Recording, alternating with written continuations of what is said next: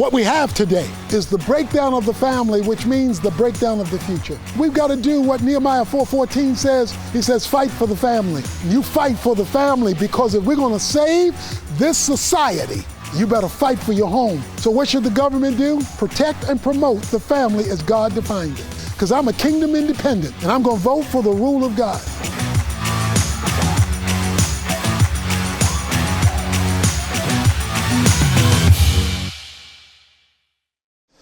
Civil government is to maintain a safe and just and righteous and compassionately responsible environment for freedom to flourish. Freedom is to be broad, maximizing the good things that God has given.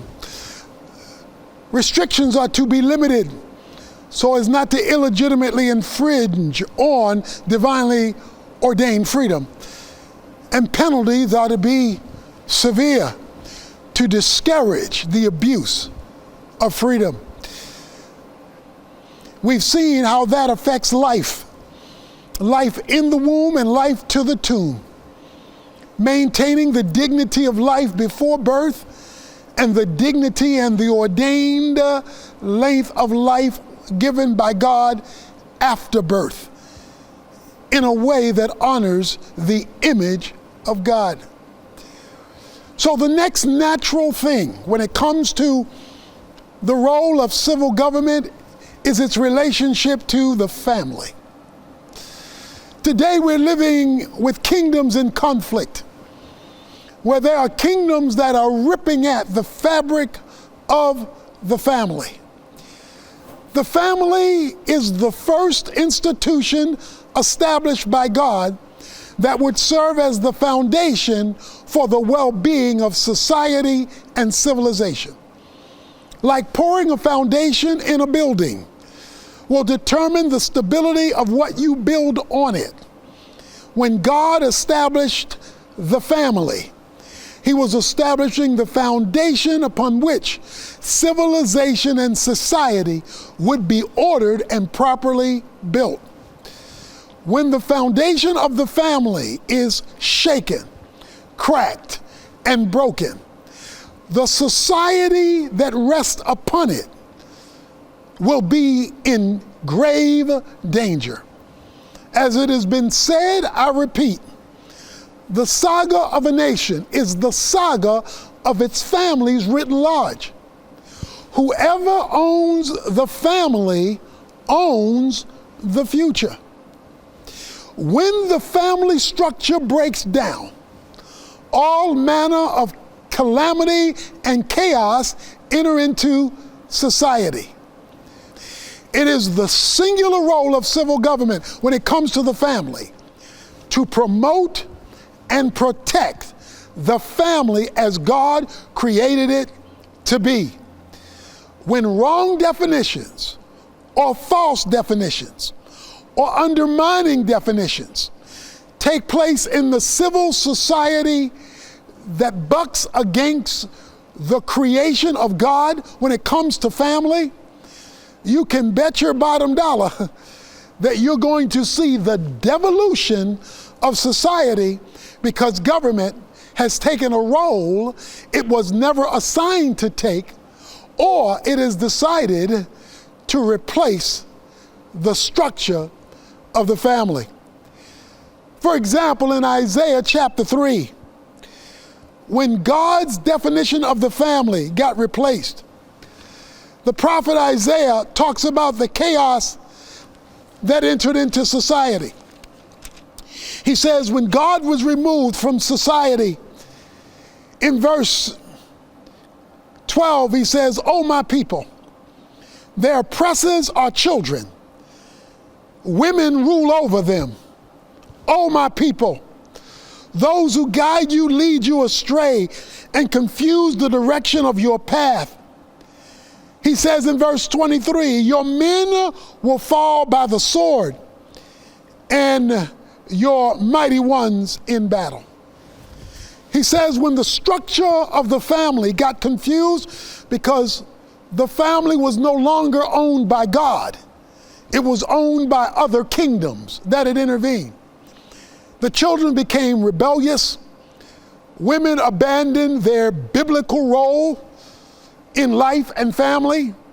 Men became passive and weak, and the structures of society were collapsing and failing. When you look at Genesis chapter 6, the first 7 verses, the evil breakdown of the family. He says, as men became demonized and married women and they had children, it says violence broke out in all the earth.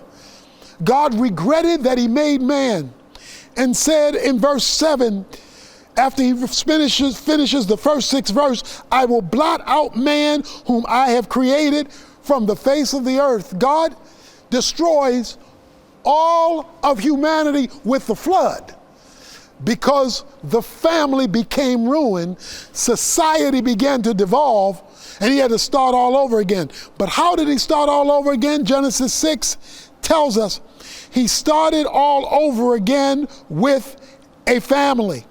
He told Noah, I'm bringing a flood, verse 17, but I'm going to establish my covenant, verse 18, and you're going to enter the ark with your sons, your wife, your sons' wives with you, and every living thing of flesh, you shall bring 2 of every kind into the ark to keep them alive for you. They shall be male and female.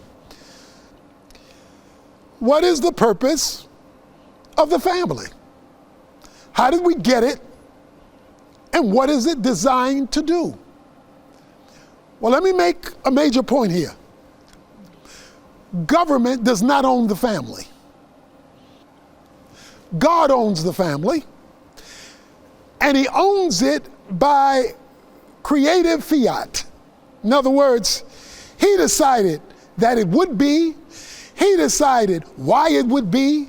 He decided how it would be. And he only warrants it when you use it as he created it to be.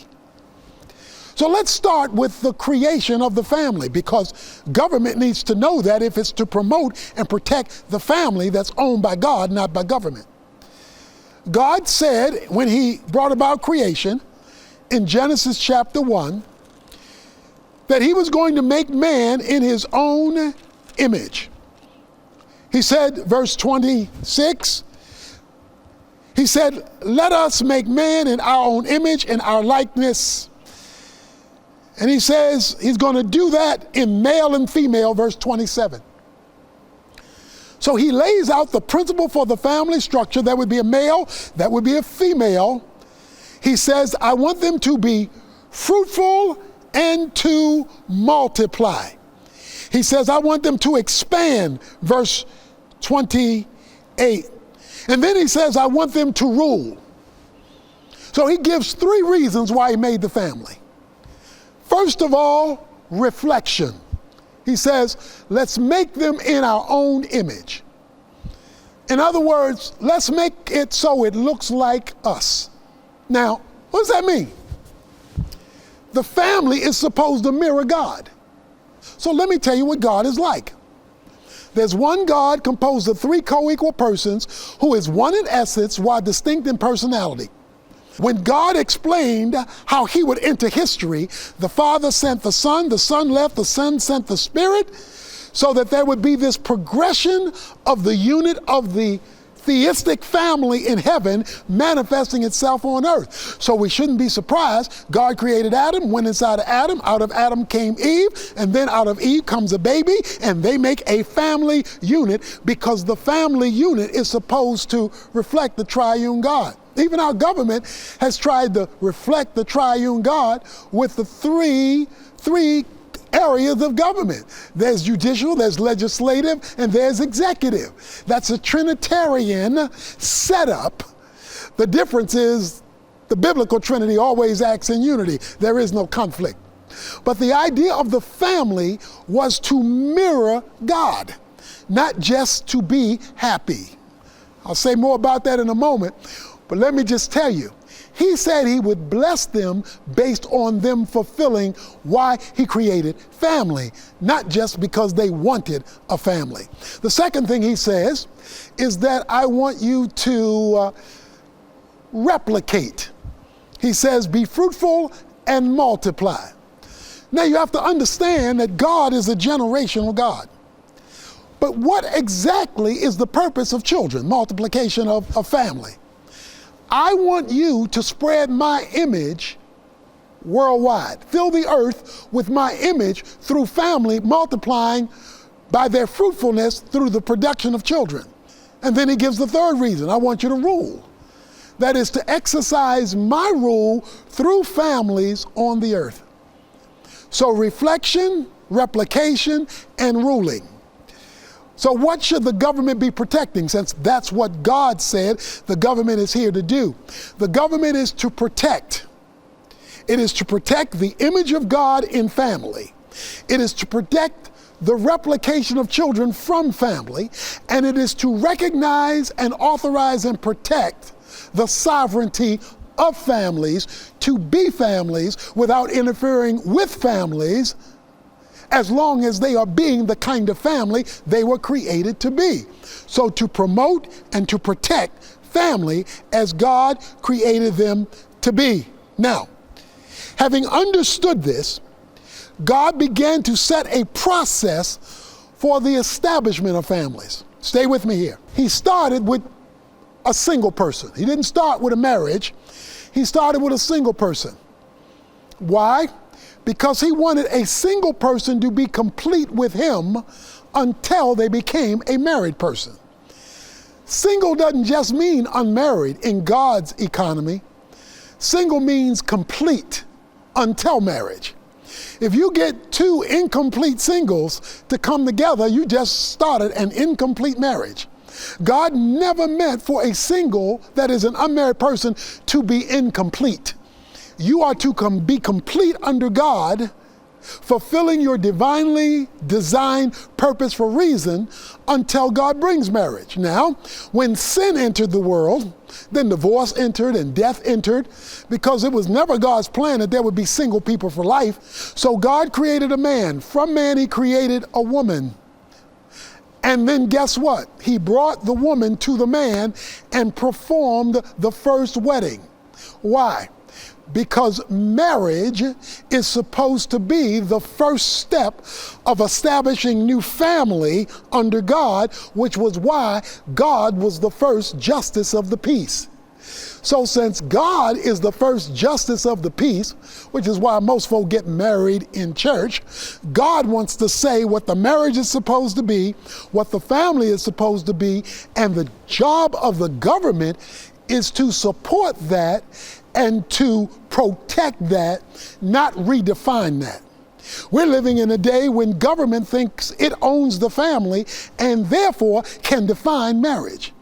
When God ordained marriage, you marry to date. You don't just date to play around and fool around. You marry to enter into a lifetime commitment underneath God. He prescribes what the husband is supposed to be, what the man is supposed to be. The government's job is to hold the home responsible to protect that, not interfere with that. The Bible declares in Malachi chapter 2, verses 14 to 16, he says something about marriage that you cannot miss. And then he goes into your offspring. So he brings family into it. He says, she is your mate by covenant. Now this is the key word. He says, she is your mate by covenant. This is the word that we use a lot if you understand the kingdom. God's kingdom is run by his covenant. You mess with the family covenant, you've endangered the church covenant and the civil covenant. This relational bond means that you have to be in alignment with God. We have absolute chaos in our world today because we have chaos in our families today because the society at large, and unfortunately Christians have joined them in redefining the family. In Matthew chapter 19, he says it is male and female and two shall become one. That is how God defines it. Government doesn't get to redefine it. Once government redefines what God has decided to define, Government has said we trump God. God will then unleash his reaction to our rebellion by defining things as he never meant them to be defined. He never intended for any other definition except the definition that he himself gives. Let me tell you something else God is against. He would be against government establishing laws of no-fault divorce. Jesus made it clear, you don't just get divorced because you're not happy, because happiness was not the first reason I created marriage. I created marriage to establish my image, to replicate my image in history, and to exercise dominion on the earth. But when the government steps in, and when the government decides, you don't have a reason to get divorced, you just don't want to be married again, we'll set you out. What does Jesus say? He says, let not man put asunder what God has joined together. So what do we have? We've got children being shuttled from house to house. We've got children being held in foster care, where the government now must become the parent. We've got children who are confused. We have a generation of young people whose consciences don't beep, whose consciences don't go off, where the sense of right and wrong no longer matter, where there are no longer standards of absolute truth, because the God who established family has been trumped by mankind. We also see this in government-led education. We see schools now teaching things that undermine the Creator, acting as a parent, overruling parents, giving out information that rebels against God, offering evolution no longer as a theory, but as a fact, dismissing creationism. Sex education in younger and younger grades, education that ruins God's definition of the family.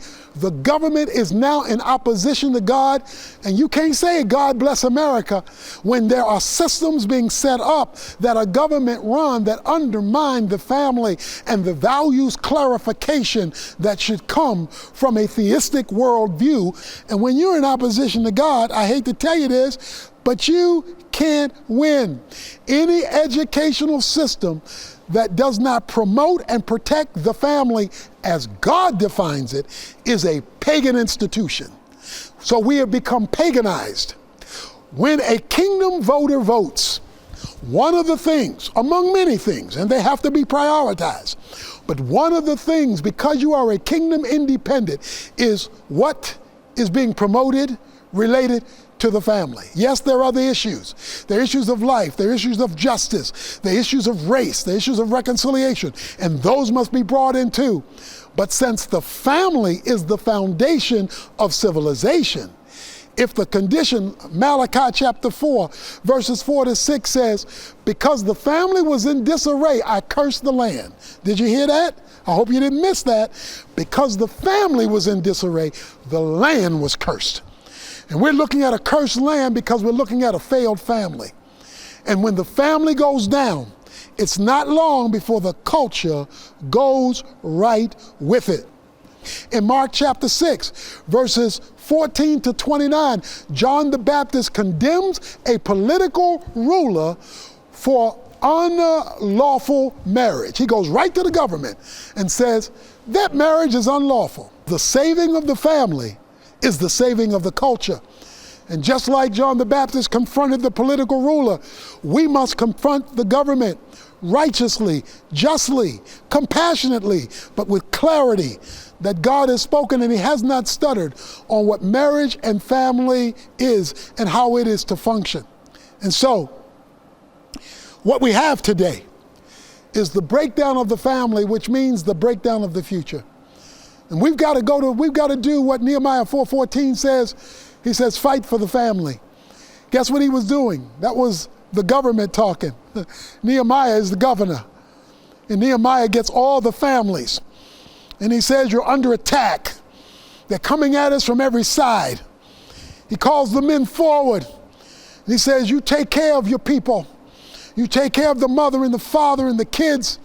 And you fight for the family, because if we're going to save this society, then you better stay in front of your house. You better fight for your home. Now, this bears on a critical thing that we need to deal with. And that is the role that men have in leading in the protection of the family if we're going to save the nation. God came and he said, Adam, where are you? He didn't say, Adam and Eve, where are y'all? Yeah, Eve was involved with it, but he never came looking for Eve. I need to tell the men this: you're responsible, even if you're not to blame. It may not be your fault. It wasn't Adam's fault that Eve ate first. I'll run this show, Adam, and you're to guard and guide and protect the family. And because you failed, he says the culture is now in trouble. Thorns and thistles and conflict, battle of the sexes, and he deals with all of this that infiltrates the culture because the men have failed. What did God tell Abraham? He said, Abraham, in Genesis 18, verse 19, I've chosen you, and I want you to raise the children, because in the Bible, the man is responsible for raising the children, not the woman. The woman comes alongside to help, but not replace. You raise him in righteousness and justice. So he fights for the right of those who are disenfranchised. He fights in a righteous way for those whose liberty has been stolen from them, because he's righteous and just. He fights for the child in the womb, and then he fights for equity among people and their dignity to the tomb, because you're teaching them both. And guess what he says? He says, if I can get you, Abraham, and all the men in your house to do it my way, here's what we're going to do. We're going to build a nation. We're going to build, Abraham, a whole new nation if I can get you to be the right kind of daddy. So what should the government do? Protect and promote the family as God defined it. So as Joshua said in Joshua 24:15, as for me and my house, we will serve the Lord. You know what he said? He said, I don't care what y'all gonna do. I know we're in a culture that's messed up, that's toe up from the flow up. But I ain't gonna let that culture get in here and raise my children. I'm not gonna let that culture, that government set my values. I'm not gonna let that school system determine what my family knows and believes. No, as for me and my crib, this is how we roll, this is how we roll. And government, I'm gonna vote in a way that protects and promotes the family as God defined it. We must hold government leaders accountable to the family. First of all, it's your individual life, but then it's your family life. And if government doesn't take it seriously, you better, because it's your kids, it's your future. And God is a generational God. He says, I'm the God of Abraham, Isaac, and Jacob. That's it. He says, I go generationally. You see, you don't let a governmental system, no matter what it offers you for free, to draw in your children and the family and then build a fence and then lock you in to a non-Christian definition of the family. Because then you'll be squealing, but it'll be too late, because now you're caught. You're caught in a system that undermines God's definition of the family. The family is owned by God, not by government. So right there, I want to challenge you with your family. Maybe you're with your family now, or maybe as a single person, you are the family. But why don't you say, as for me and my house, I'm going to serve the Lord. The Lord is going to define my singleness, and I'm going to be a whole single and not a divided single. I'm going to be fulfilling my purpose until God changes my status. Or if you're a nuclear family, then you say, as for me and my family, there's a man in the house, you should be leading the way. We're going to serve the Lord. We're going to counteract anything that comes into this house that disagrees with God. We're going to check the books that are being read, the lessons that are being given. Because we're going to make sure in this house, up in here, this is God's place. And He established the family. And we're going to make sure that education is consistent with that and not in rebellion against that. It's time that we hold the government responsible, but we must first hold ourselves responsible.